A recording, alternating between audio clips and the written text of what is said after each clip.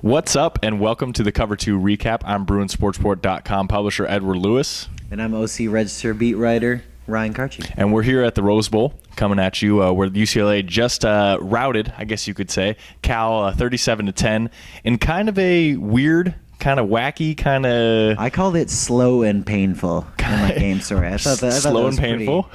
Pretty accurate. Strange game to say the least, I guess. As 25-point favorites, we all kind of expected UCLA to blow out Cal, and while they did win by 27, it was kind of a weird game. Ryan, your impressions of how this game played out and what you're taking from it all? You know, you can look at the stats and just purely look at that and see Brett Hundley threw for 410 yards, third most in the history of UCLA, had 3 touchdowns, ties him for 5th on the all-time list with Troy Aikman, of all people. You look at that and go, Brett Hundley had an amazing game. Thing is, he didn't really. Now, I stopped short of saying that he had a bad game. I think, any kind of overreaction in that way is kind of ridiculous. I mean, you're still looking at a guy who completed most of his passes and threw for over 400 yards, but he missed several easy throws. There was one throw especially, wheel route to Damian Thigpen. Thigpen easily would have had a 70, 80-yard touchdown catch, and Hundley just short-armed him. I mean, this is a bad throw through and through. He missed 3 straight throws in the red zone after an interception. He struggled just in the red zone in general. So you look at the stats and say, Brett Hundley had a great game, but I don't know. I mean, what do you see out of him, I guess? I mean, after the game ended, immediately after, I just kind of thought, I was like, man, the play calling was a little weird. It was all kind of swings and dumps and screens, and they're going up against a Cal team with basically walk-ons at cornerback and defensive back, and I was just wondering, man, why wouldn't you just keep chucking and chucking? Well, we get to the post-game press conference, and basically everybody throws Hundley under their bus, and it's like, look, man, those are his hot reads. We didn't really call those plays. I mean, he's throwing those swings because he's feeling the blitz. So really, I mean, my biggest take now after listening to players and listening to the coaches is, what happens to this O-line now? I mean, if teams are going to blitz like Noel Mazzoni is saying, which is causing Hundley to have this mental kind of like, oh, God, I got a swing route when I don't really.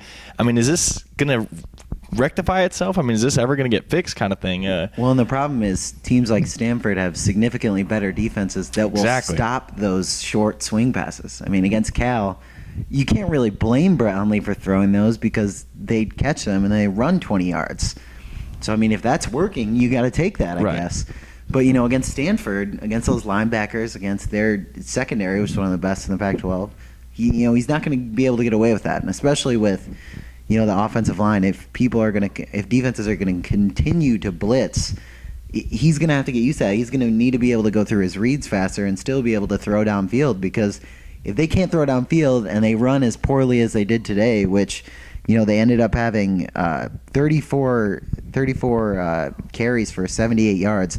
That's just not good enough, flat out. Against a Cal team that was bad against the run, you're talking about Stanford waiting next week, who will absolutely eat UCLA's running backs alive if the offensive line can't open up holes like they couldn't today. Yeah, and that's kind of the big thing. And even Noel said he's got to be better as well. In terms of third down conversions, I think they ended the game 7 for 15, which doesn't look as bad on paper, but a lot of those third down conversions were 3rd and 1. And they were 4 of 12 going into the fourth quarter. I think that's a more accurate. And a bunch of them were 3rd and 1, 3rd and 2, 3rd and 3, and they were just pistol draws kind of thing. And Noel basically said, man, I couldn't get into a rhythm. I was just kind of like Brett Hundley, I wasn't feeling it when we'd punt. It just changes everything. So just kind of an all-around weird night for UCLA.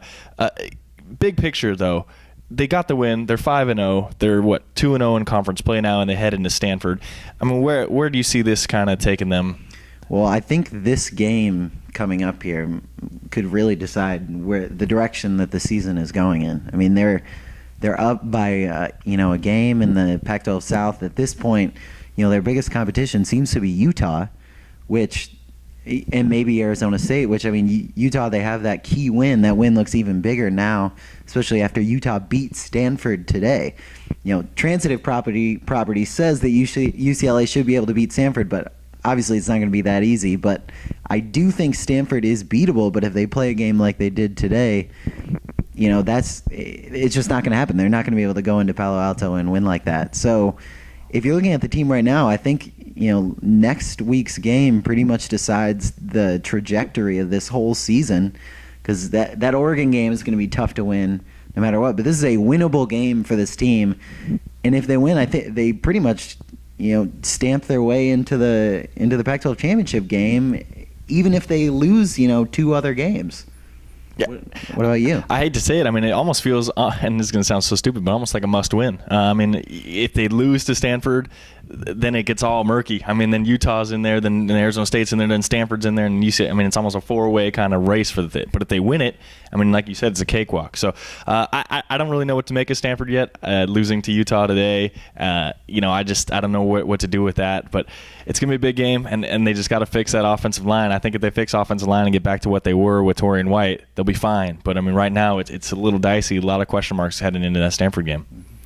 That'll do it for us here at the Rose Bowl. As always, you can follow me on Twitter at EdwardLewisBSR and read all my stuff on BruinsSportsport.com. And you can follow me at Ryan_Kartje and read all my stuff at OCRegister.com. And you can continue to catch our podcast, our weekly podcast, the Cover 2 podcast, which will be coming out this week. And as always, thanks for tuning in.